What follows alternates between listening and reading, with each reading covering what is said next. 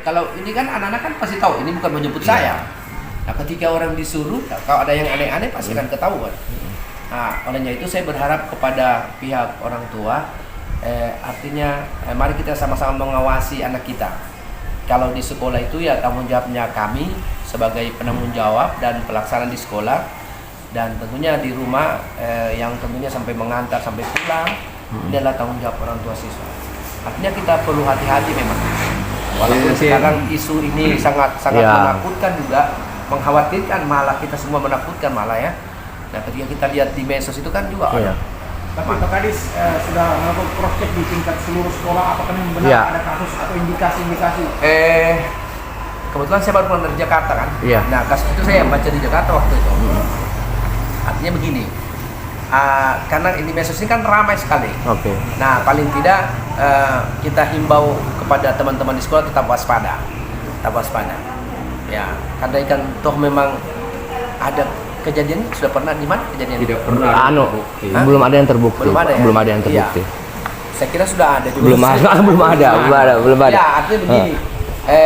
Paling tidak ini jadi kita waspada lah gitu ya. Artinya antisipasi. Antisipasi. Kayak di Lero itu memang dia betul anak sekolah itu robek bajunya, tapi kan sudah ada testimoninya pelaku bahwa dia hanya ingin mencuri anting-antingnya.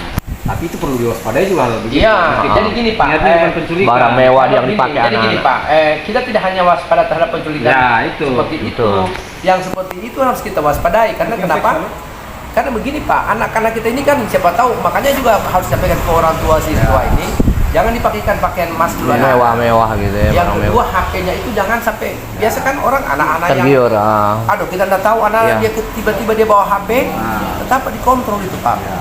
Katakanlah belum ada penculikan, tapi kita harus antisipasi. Kalau terakhir ini ada laporan tentang kekerasan yang terjadi di sekolah-sekolah, apakah itu mungkin penjamretan atau seperti apa? Sampai sekarang belum ada.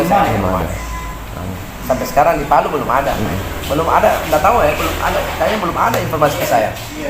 Di Palu. Untuk tingkat keamanan di sekolah bagaimana Pak? Ya, makanya begini, di sekolah itu kan punya satpam. Dan sampai semua sekolah di Kota Palu itu punya satpam. Punya penjaga sekolah. Semua itu. Nah, ini yang kita harus himbau kepada teman-teman kepala sekolah, dan saya sudah sampaikan di grup itu, supaya betul-betul diperketat penjagaan keamanan tempat. Jadi gini, kita bisa saja karena mungkin saja bisa orang masuk di sekitar kita tidak kenal. Nah, karena kita trauma dengan penculikan, akhirnya kita bilang semua itu padahal itu Pak. Nah, makanya perlu perlu dideteksi semua siapa yang masuk di sekolah itu. Dan itu penjaga sekolah memang harus ini. Yang kepentingannya apa untuk Iya, dia nggak boleh terima orang sembarang, nggak boleh. Dia harus betul-betul selektif. Tapi semua sekolah ada penjagaan. Rata-rata. Ya, mudah-mudahan. Tapi kita ini semua yang kita sampaikan kepada teman-teman di sekolah. Siap. Soal arahan dari wali kota ini juga Pak Kadis, pangkas rambut anak-anak itu kalau misalnya ada sanksi atau apa dari pihak sekolah itu. Kalau saya gini, saya selalu mengatakan begini. Saya juga begitu dulu waktu kepala SMP 1. Waktu ke SMP 1 itu saya seragam rambutnya. Tapi saya tidak pernah pangkas rambutnya anak-anak. Saya bawa tukang gunting. Saya gunting, oke. Besok kalau tidak gunting saya bawa tukang gunting itu.